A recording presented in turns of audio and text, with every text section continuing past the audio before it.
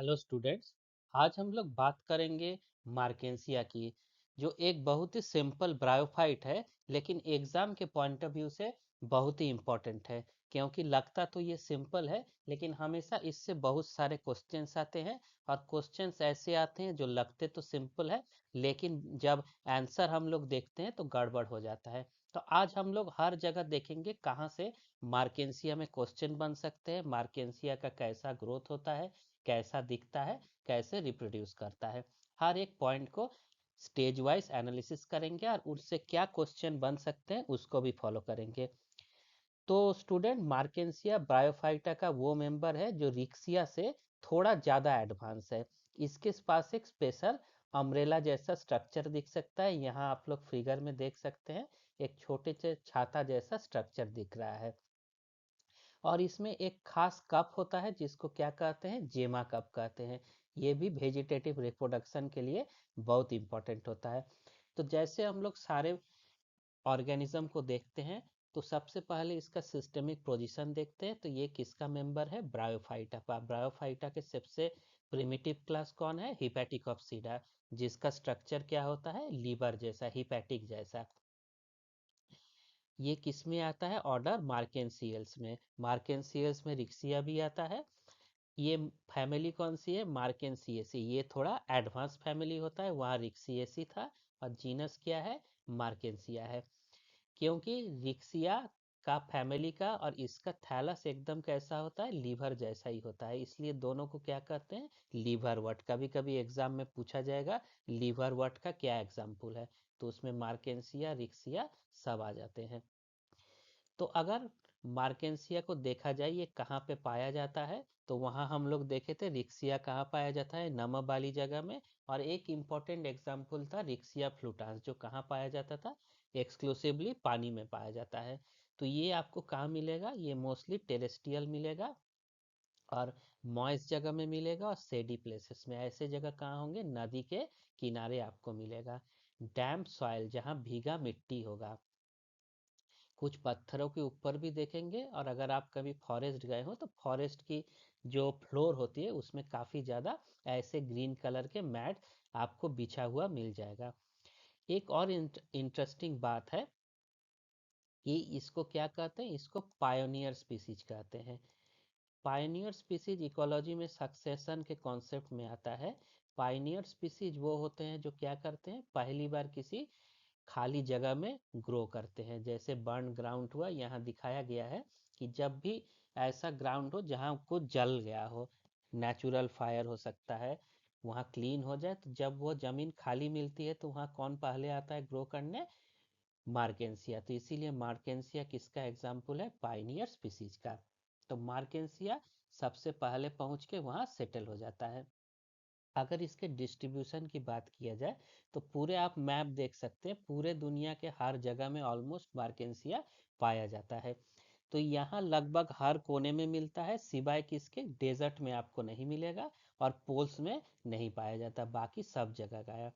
अगर इंडिया की बात की जाए तो इंडिया में अभी तक 11 स्पीसीज नोन है मार्केंसिया के, जिसमें Marchantia polymorpha, palmata, indica main common species होते हैं जो ज़्यादा पाए जाते हैं। इसका एक और इम्पॉर्टेंट बात है, जैसे सारे ब्रायोफाइटर्स में जो प्रिमिटिव है उनका डोमिनेंट फेस क्या है, गैमेटोफाइट है। तो अब तो हम लोग इसका लोकेशन पता कर लिए कहाँ रहता है। अब आगे हम लोग जानेंगे इसका स्ट्रक्चर कैसा होता है। तो स्टूडेंट्स, अगर आप कभी मार्केंसिया के थैलस को ध्यान से देखें, ऊपर से देखेंगे तो ये एक हेक्सागोनल टाइल वाला फ्लोर जैसा दिखता है। ये कोई डिजाइन नहीं है, बल्कि नेचर का एक गैस को एक्सचेंज करने के लिए एक बेहतरीन सिस्टम है, जो प्रिमिटिव बायोफाइट में बना था। तो अब हम लोग इसके अंदर देखते हैं कि इसमें कौन कौन से मेजर स्ट्रक्चर है। तो प्लांट बॉडी तो क्या होती है, गैमेटोफाइट होती है। सबसे पहले इसका जनरल लुक की बात करें तो मार्केंसिया के प्लांट बॉडी होता है, वो कैसा होता है, थैलस जैसा, यानी जमीन से चिपका रहता है। डॉर्सल वेंट्रल होता है, चिपका रहेगा, तो एक डॉर्सल साइड होगा ऊपर वाला और एक वेंट्रल नीचे वाला साइड होगा। ये प्रोस्टेट होता है, मतलब जमीन पे रहता है, ऊपर पौधों की तरह नहीं ग्रो करता। ये जो आप देख रहे हैं बस इसके रिप्रोडक्टिव ऑर्गन या स्पोरोफाइट ग्रो करते हैं। और प्लांट कैसा होता है, जमीन में रेंगता हुआ रहता है। इसमें अगर इसके एंड्स को देखें तो इसमें आपको देखेंगे हर जगह क्या है, डायक्टोमिकली ब्रांच, मतलब हर जो ये पत्ते जैसा है ये दो भागों में बढ़ जाता है। इसमें बहुत ही प्रोमिनेंट क्या होता है, जो इम्पोर्टेंट कैरेक्टर होता है, इसमें प्रोमिनेंट मिडरिब होता है, जो थैलस को क्या करता है, दो हिस्सों में बांटता है। और नॉर्मल कलर से अगर पूरे पौधे से इसका कंपेयर किया जाए तो ये रीजन क्या होता है, ज़्यादा गाढ़ा डार्क ग्रीन होता है। तो अगर हम लोग डॉर्सल सरफेस की बात करें तो डालस के ऊपर आपको छोटे छोटे एरियाज दिखते हैं, जिनको क्या कहते हैं, पॉलीगोनल एरिया या एरियोलिस कहते हैं। ये बहुत इंपॉर्टेंट इसका कैरेक्टर है, इससे इसका पहचान भी होता है और एग्जाम पॉइंट ऑफ व्यू के लिए भी ये बहुत इंपॉर्टेंट है। तो जो थैलस के ऊपर छोटा छोटा, यहाँ आपको थोड़ा जूम करके एक दिखाया जा रहा है कि ये क्या है, एरियोलिस है। हर एरियोली की सेंटर में क्या होता है, एक एयरपोर होता है। ये जब हम लोग इसका सेक्शन देखेंगे तो ये ज़्यादा क्लियर हो जाएगा। तो अभी क्या हम लोग जानते हैं कि जिसके जो एरियोली होते हैं वो क्या होते हैं, डॉर्सल सरफेस पे पाए जाते हैं, और बीच में क्या होते हैं, एयरपोर होते हैं, जो बिल्कुल स्टोमेटा जैसा काम करते हैं लेकिन स्टोमेटा नहीं होते। इसके सरफेस पे एक और आप चीज़ देख सकते हैं जो एग्जाम पॉइंट ऑफ व्यू से बहुत इंपॉर्टेंट है, उसको क्या कहते हैं, जेमा कप। कई बार क्वेश्चन पूछा जाता है कि जेमा कप किस में पाया जाता है।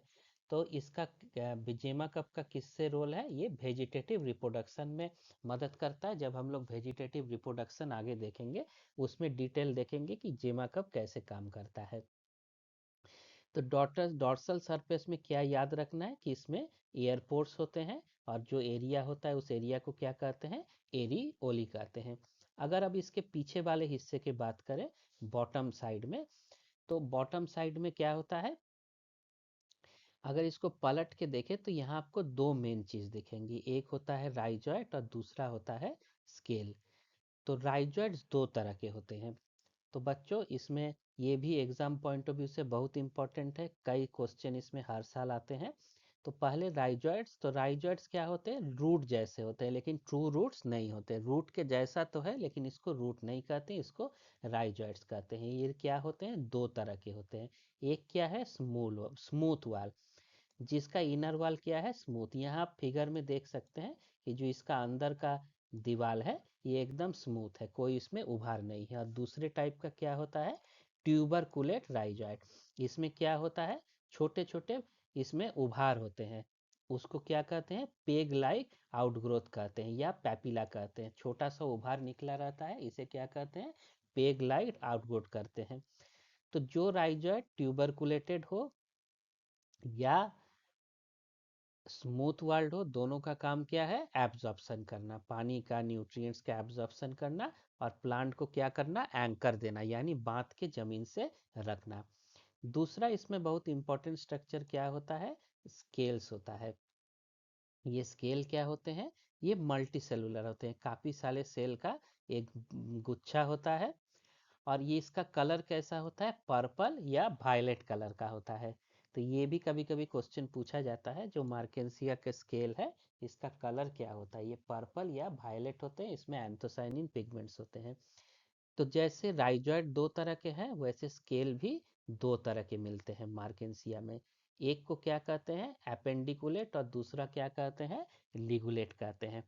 तो एपेंडिकुलेट क्या होता है, यहाँ आप फिगर में देख सकते हैं, इसमें छोटा सा एक अपेंडेज निकला रहता है, एक छोटी सी पूत जैसा अपेंडेज होता है। और लिगुलेट क्या होता है, ये बस सिंपल एक स्केल है, इसमें कोई पूछ उछ कुछ नहीं निकला है। तो ये दोनों चीज बहुत इंपॉर्टेंट है, एग्जाम के लिए याद रखना है। एपेंडिकुलेट क्या है, सब राउंडेड है और उसमें छोटा सा अपेंडेज निकला है, इसमें कोई अपेंडेज नहीं निकला है। तो बच्चों जो मार्केंसिया का थैलस किसी डबल साइडेड टेप की तरह आप कंपेयर कर सकते हैं। ऊपर क्या हो रहा है, गैस एक्सचेंज के लिए इसमें क्या है, एरियोली है जिसमें एयरपोर है, और नीचे में क्या है, स्केल और डाइजॉइड जो मिट्टी को जोर से पकड़ के रखता है।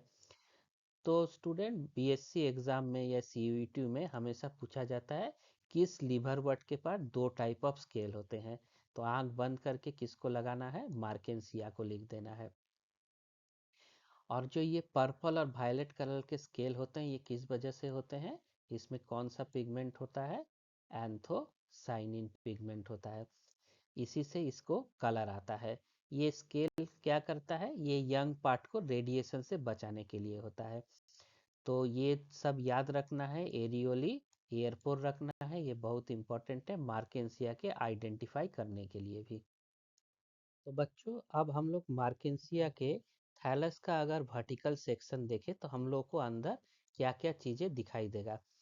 तो इसका जो इंटरनल डिफरेंशिएशन है, अंदर की चीज़ें है, ये रिक्सिया के मुकाबले काफ़ी ज़्यादा थोड़े एडवांस है, डिफरेंट दिखते हैं। है तो सेम ही तरह के, लेकिन थोड़े डिफरेंट दिखते हैं। तो जब हम मार्केंसिया के VS को देखेंगे तो हमको सबसे बाहर क्या नज़र आता है? एक एपिडर्मिस का लेयर, जिसको क्या कहते हैं? Dorsal epidermis. क्योंकि एपिडर्मिस वेंट्रल साइड में भी होता है, तो ऊपर वाले लेयर को क्या कहेंगे? Dorsal epidermis. ये सबसे पहला ऊपर का लेयर है, और ये कैसा होता है? सिंगल लेयर का होता है। और सबसे इम्पोर्टेंट बात क्या है कि इसमें किसका कोटिंग होता है? क्यूटिकल का कोटिंग। क्यों क्यूटिकल होता है? क्योंकि क्यूटिकल इसके पानी के लॉस को रोकने के लिए क्यूटिकल का कोटिंग होता है। लेकिन अब इसमें बहुत एक इम्पॉर्टेंट चीज आता है, इसको ध्यान से सुनिए। ये बहुत इम्पोर्टेंट इसका कैरेक्टर है। ये जो एपिडर्मिस है, ये कंटिन्यूअस नहीं होता। इसके बीच बीच में क्या बनते हैं? एयरपोर्स बनते रहते हैं। तो अब थोड़ा डिटेल में एयरपोर्स का बात करेंगे, क्योंकि ये एग्जाम के लिए बहुत इंपॉर्टेंट है। तो अगर हम लोग एयरपोर्स को देखें, इसको थोड़ा क्लीन कर दे, तो एयरपोर्ट्स क्या है? ये गैस एक्सचेंज के लिए होते हैं। इसका सबसे ज़्यादा एग्जाम में पूछा जाता है इसका शेप। तो इसका शेप क्या है? Barrel shape. इसमें आप देख सकते हैं, जैसे एक बैरल होता है, पहले आजकल तो बैरल का कम यूज़ होता है, तेल उल रखने के लिए बहुत बड़े बड़े बैरल यूज़ होते हैं, उसके तरह इसका शेल्फ होता है। ये मार्केंसिया का पहचान भी है। तो ये जो बैरल शेप्स होते हैं, इनके चारों तरफ क्या होते हैं? कई सेल्स होते हैं। उनको क्या कहते हैं? Concentric ring of cell. इसको चारों तरफ से, यहाँ आप देख सकते हैं, ये 4 से 8 टायर्स के सेल होते हैं, जो इसको घेर के रखते हैं, इस बैरल का दीवार बनाते हैं। तो सबसे इम्पोर्टेंट बात क्या है कि ये जो बैरल शेप्ड एयर स्पोर्स है, ये क्या होते हैं? हमेशा खुले रहते हैं। क्यों हमेशा खुले रहते हैं? क्योंकि जैसे बड़े प्लांट में, एंजियोस्पर्म में गार्ड सेल होता है, स्टोमेटा में इसमें कोई गार्ड सेल नहीं है। ये खाली एक खिड़की जैसा बना है, एकदम खुला खिड़की, जिससे हमेशा गैस एक्सचेंज के लिए तैयार रहता है। तो एग्जाम के लिए ये याद रखिएगा, मार्केंसिया में एयरपोर्ट्स होते हैं, और जो इसका शेप क्या होता है? बैरल शेप होता है। तो ये बहुत इंपॉर्टेंट है। अगर इसके नीचे देखा जाए तो नीचे क्या होंगे? ये बैरल शेप जो एयरपोर्ट्स है, वो कहाँ खुल रहे हैं? एयर चेम्बर्स में खुल रहे हैं। तो एपिडर्मिस के ठीक नीचे होता है एयर चेम्बर्स, और एयर चेम्बर्स के नीचे क्या है? Photosynthetic filament. तो इसे जो रीजन है फोटोसिंथेटिक फिलामेंट, ये कैसा रीजन है? एसिमिलिट्री जोन भी करते हैं, एसिमिलिट्री लेयर। एसिमिलेशन का क्या मतलब है? जहाँ CO2 लाइट यूज करके भोजन बनाए, इसे फोटोसिंथेटिक रीजन भी कहते हैं, एसिमिलिट्री रीजन भी कहते हैं। इसमें बहुत बड़े बड़े एयर चेम्बर्स होंगे, और क्या होगा? Photosynthetic filament. तो आप यहाँ देख सकते हैं, क्या है? पतले पतले फोटोसिंथेटिक सेल्स है। सेल्स कैसे होते हैं? क्लोरेनकाइमेटस सेल्स होते हैं, मतलब जिसमें क्लोरोप्लास्ट भरा हो। तो ये वही जगह है जहाँ फोटोसिंथेसिस होगा। तो ये ऐसा फिलामेंट जैसा क्यों होता है? तो फिलामेंट का क्या फंक्शन होता है? ये फोटोसिंथेसिस ही नहीं है, गैस एक्सचेंज के लिए सरफेस एरिया को बढ़ाता है। तो फिलामेंटस फॉर्म में रहता है, तो इसका सरफेस एरिया बढ़ जाता है, बीच में स्पेस भी होता है, जिससे आसानी से गैस एक्सचेंज हो सकता है। इसके नीचे क्या है? एसिमिलिट्री जोन में समझ में आ गया, एयर चेम्बर्स है, फिलामेंट्स है, और मेन फोटोसिंथेसिस रीजन है। इसके बाद क्या आता है? स्टोरेज जोन आता है। स्टोरेज जोन क्या है? वेंट्रल साइड में है। इसमें कौन से सेल्स होते हैं? कॉम्पैक्ट पैरेन्काइमेटस टेल होते हैं। इनका क्या काम होता है? जो खाना बना, स्टार्च हो, ऑयल हो, प्रोटीन हो, इनका स्टोर करके रखना। और इसके सबसे, और ये मैकेनिकल सपोर्ट के लिए भी बहुत इंपॉर्टेंट है। और इसके सबसे नीचे क्या होगा? वेंट्रल एपिडर्मिस, जहाँ क्या निकले होते हैं? आपको राइजॉइड्स मिल जाएंगे, और स्केल्स मिल जाएंगे। तो बीएससी एग्जाम में या सीयूईटी में कहीं भी एमसीक्यू आए तो हमेशा याद रखना है एयर पोर का बैरल शेप स्ट्रक्चर होता है, जो मार्केंसिया का बहुत इंपॉर्टेंट कैरेक्टर होता है। हमेशा रिक्सिया और मार्केंसिया में थोड़ा यही अंतर होता है एयर चेम्बर्स का। वहाँ एयर चेम्बर्स कैसे थे, एकदम सिंपल होते थे, और मार्केंसिया में क्या हो गए, एयर पोर्स बन गए। और बाकी जो स्ट्रक्चर है वो मोर और लेस सेम ही है। तो स्टूडेंट, मार्केंसिया का जो थैलस है उसमें कितने लेयर्स होते हैं, कभी कभी इससे भी क्वेश्चन आते हैं। तो 4 मेन लेयर्स होते हैं, हर जोन का अपना यूनिक रोल है। एपिडर्मिस को क्या कहते हैं, ये गेट कीपर है, ये सबसे पहले आता है। इसका मेन फीचर क्या याद रखना है, एयरपोर्ट्स है, जिस जैसे किसी घर में खिड़की। इसका काम क्या है, गैस का एक्सचेंज करना, ताकि फोटोसिंथेसिस के लिए CO2 मिल सके और ऑक्सीजन बाहर निकले। अगला क्या है, एयर चेम्बर्स है, ये फैक्ट्री है। इसमें क्या होते हैं, फिलामेंटस सेल्स होते हैं, फिलामेंट के जैसे। ये इसका किचन है, जहाँ क्या होता है, खाना बनता है, कैसे, फोटोसिंथेसिस होता है। अगला क्या जोन था, स्टोरेज जोन। यहाँ क्या है, ये खाना स्टोर किया जाता है। इसमें कौन से सेल्स होते हैं, पैरेनकाइमेटस सेल्स होते हैं, जो फोटोसिंथेसिस के खाना बना उसको स्टार्च ऑयल के रूप में स्टोर करते हैं। और ये जोन क्या करता है, प्लांट को मैकेनिकल सपोर्ट भी देता है, स्टोरेज भी। यहाँ एक और पॉइंट लिख सकते हैं कि ये इसको क्या करता है, मैकेनिकल सपोर्ट भी देता है। और लास्ट क्या है, वेंट्रल लेयर। ये क्या है, सबसे नीचे वाला, जिसमें क्या होते हैं, राइजॉइड और स्केल होते हैं। ये मिट्टी को पकड़ने रहने का, यानी एंकरेज और पानी मिनरल्स के एब्सॉर्प्शन का काम करता है। तो ये पूरा क्या होगा, इसका एनाटॉमिकल जोनेशन हो गया मार्केंसिया का।